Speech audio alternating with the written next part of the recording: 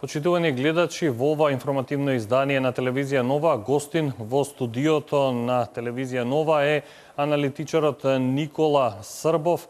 Повод за неговото гостување е постапката на Иван Бабамовски, поранешен кадар на ДБК, кој што веројатно погоден од насловниот текст во Република, насловен "Мрачни ликови за мрачни сценарија", каде се анализира и неговата улога во целото делување на опозицијата во пресред на кампањата која што треба да започне за предвремените парламентарни избори.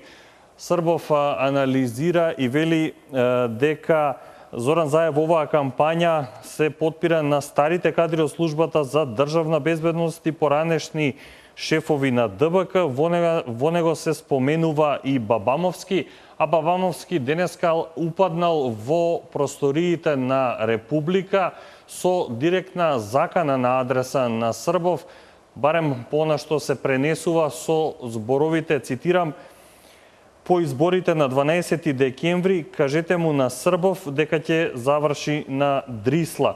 Токму како што кажав, Никола Србов е вечерва со мене овде во студиото. Србов, добро вечер и добре дојдовте во студиото на телевизија Нова.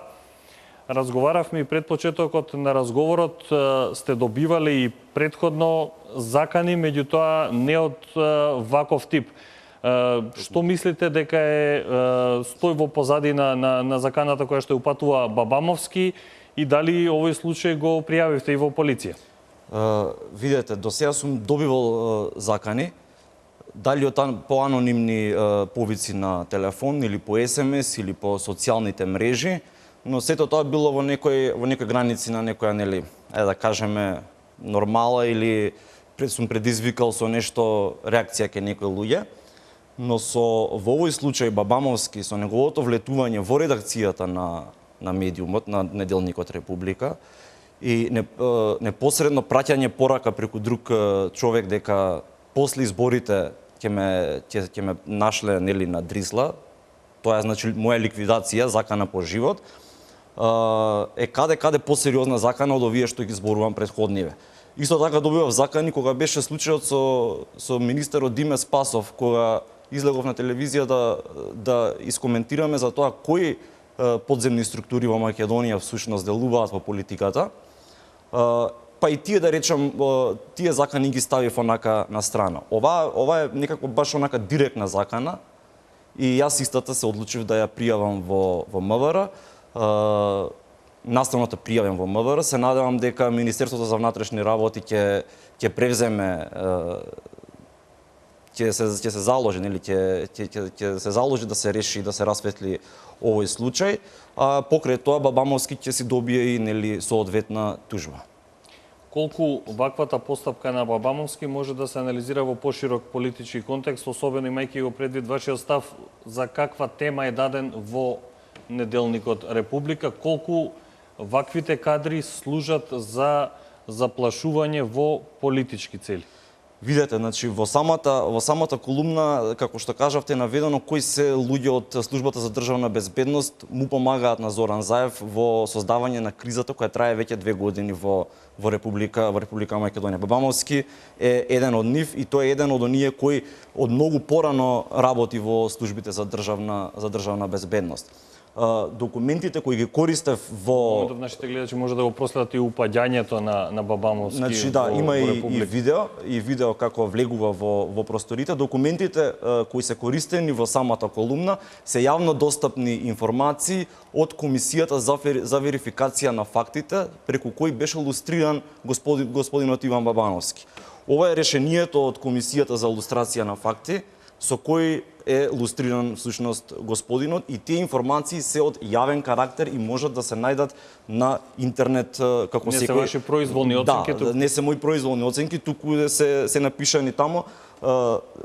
патем дека го бил, што го пишува нели во текстот, дека го следел Драган Богдановски, дека ги следел Гане Тодоровски, и Анте Поповски, истото господинот Бабановски го искажи во една емисија каде што учествувавме заедно, значи самиот со свој зборови. Јас не знам што го предизвикало да отиде во просторите на Република и да упати заканик по мојот живот, но тука се гледа тенденцијата кон што цели опозицијската СДСМ.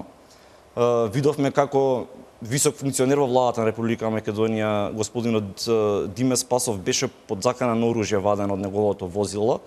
Што останува тогаш нели за останатите? И тогаш кажав дека очекуваме да следат вакви сценарии од страна на Социјалдемократскиот сојуз.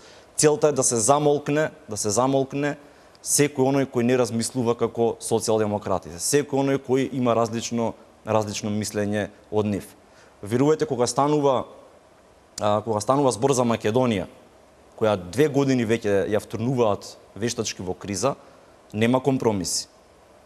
И залудни им се сите обиди да не заплашуваат, да не се закануваат, да не апсат или што и да планираат да прават. Залудни им се сите обиди, бидејќи тоа нема да не уплаши. Република Македонија, како што кажав, и нејзиниот опстанок нема граници до каде ние можеме да одиме. И така да ова се само едни бледи испади на едни поранешни кадри од службите за државна безбедност, кои осеќаат дека после овие избори повеќе нивната моќ во политиката во Македонија и во структурите во Министерството за внатрешни работи ќе замине во историјата. Не можеме ние во 2016 година во едно демократско општество под закана да замолкнуваме јавен збор. Значи јас ниту сум набедил, ниту сум наклеветил, ниту сум измислил. Туку сум изнел нешто што е јавно достапно. Документ од државна служба.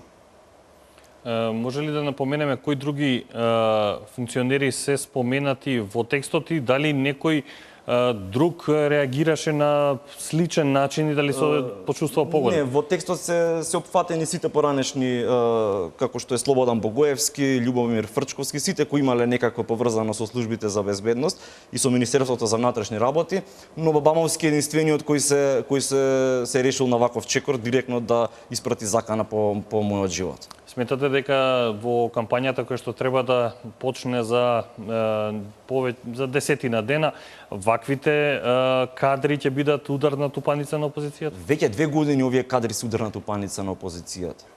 Значи, сите оние бомби, значи тој начин на водење на кампања, таа црна кампања, таа може да ја осмисли само луѓе од службата за државна безбедност, како што е Верушевски. Тој учествуваше и во предавање нели на материјалите. Значи, тие креираат целата криза, а Зоран Заев само ја спроведува. Така да не верувам дека 2 години доколку ја создаваат кризата, сега да се повлечат за време на кампањата, туку напротив, сега мислам дека уште пожестоко ќе влезат во создавање, во креирање на вакви случаи. Уште едно прашање, дали очекувате навремена и соодветна реакција од полицијата? Вие вашето го сторивте. Јас се надевам дека полицијата ќе преземе брзо ќе реагира да го расветли случајот. Останува да видиме. Се чувствувате безбеден? Нема да го искоментирам тоа. Ви благодарам што одвоивте време. Но сепак се извинувам, но сепак нема да не заплашат или да не замолкнат со ваквите закани во никој случај. Ви благодарам што одвоивте време да гостувате во информативното издание на телевизија Нова од 20 часот. Ви благодарам и на вас.